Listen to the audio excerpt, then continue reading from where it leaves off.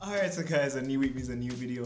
I'm the MDC MDCRX, and if you've been following up on my page, you know that today we're going to be talking about treating sinus issues / allergies, or we know it as in the medical world, allergic rhinitis. So when talking about treating allergic rhinitis or sinus issues or allergies, we're going to just split it into two main parts, which is the non-medication treatment and the medication treatment. So for the non-medication treatment, we want to look into things such as wearing a mask in pollen season, because as we know, because yes, I have sinus issues, everybody who knows me know that I have sinus issues. As we know, when there's a high pollen count, you're gonna be sneezing down the place, you're gonna be experiencing more allergic symptoms, itchy eyes, runny nose, and itchy throat in some cases. So it's best to wear a mask in a high pollen times, or if you can't stay inside, just stay inside. Especially now, since Corona time, just stay inside.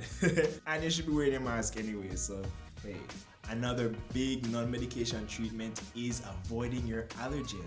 So if you know you're allergic to pets or dogs or cats, it's best to just not have them. If you're allergic to, say, some sort of food, if we're talking about food allergies, you know, have a peanut allergy or so on, don't eat peanuts, anything with peanuts in it. Or in the cases of some people with allergic rhinitis, I'm not sure about me honestly, I've never really seen me starting to like sneeze or have more symptoms with, you know, certain foods. But I've heard people say that some people develop more allergy symptoms when they eat dairy. So some people say when they eat cheese or drink milk, they tend to experience more allergy symptoms. So just avoid the allergen if you know what it is. If not in areas that, you know, coming to a particular area or something, you're sneezing more, or, you know, you're having allergic symptoms more, then definitely investigate what it is so you can avoid it. Now I touched on the point, if you're allergic to pets, don't have them. But in certain cases, you know, you love dogs, you want to have a dog, or your partner might have a dog and, you know, you're moving in together and, you know, you can't really tell them to get rid of the dog. So in cases like that, you want to make sure that they're regularly clean, regularly bathed, and the furniture and these different things that they may lay on is regularly cleaned, because sometimes the pet dander or just their fur can be on these surfaces and then trigger your allergic symptoms. My allergy is acting up right now. I'm not sure why, but it just does that sometimes. But yeah, if you have a pet and you know you're allergic to them, you want to be wearing your mask. If it's, you know, rhinitis symptoms like, you know, runny nose and so on, but if you're allergic, like, you know, rash wise and so on, it's best to not really stick, you know, stay close to them and so on. Or in that case, you know, where things start to swell up, you might want to get rid of that one. So now let's talk about the medication that we use to treat allergies. So the mainstay for treating allergies or sinus issues is our antihistamines. Now you actually have different type of antihistamines. You have the first generation, the second generation, and the third generation, and we're going to look into all three of them with examples.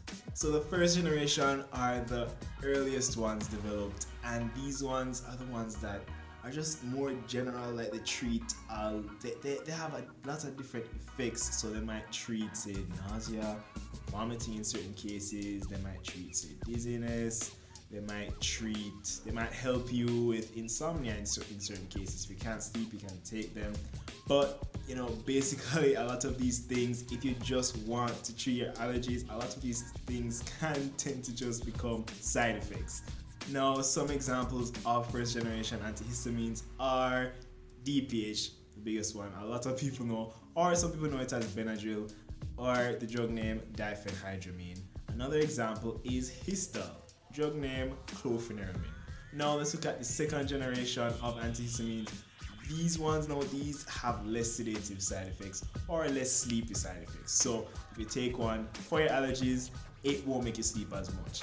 Now these are your Zyrtec, your Claritin, and your Allegra.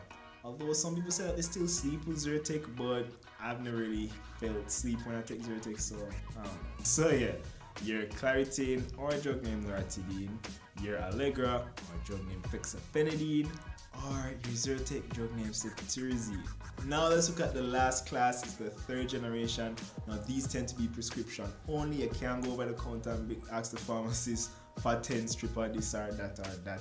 These ones definitely have to be prescribed by a doctor in most cases. Now these ones are super non-sedative and super specific to your allergy symptoms, so that's why these ones have less side effects.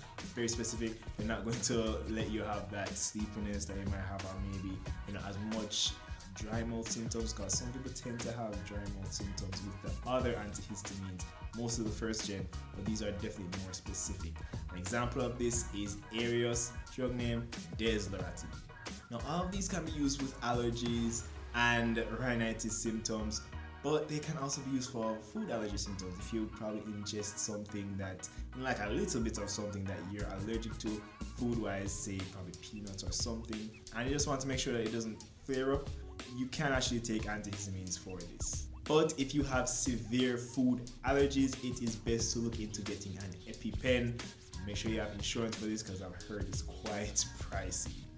Alright, so that's been my quick little video on how to treat allergy symptoms, or as we call it here in the medical word, allergic rhinitis, or as you guys know it, sinus or sinus issues. I hope you guys learned something from this video and just enjoyed it in general. If you did, just like it and share it around. I love when you guys do that each week. Leave a little question if you have any questions in the comments or in the DMs. I always try to get back to you guys.